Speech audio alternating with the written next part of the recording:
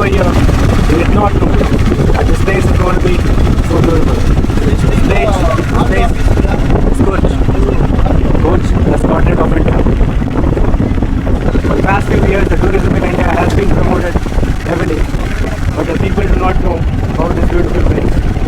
Abbey Waterfalls, which has been historically so famous in our history books, has been the most catching point of this place. It has been a beautiful journey, and I think people will in the future enjoy more and more. For the past few years, the commercialization of this place has destroyed its beauty, but I suppose the eye openers and efforts of Indian government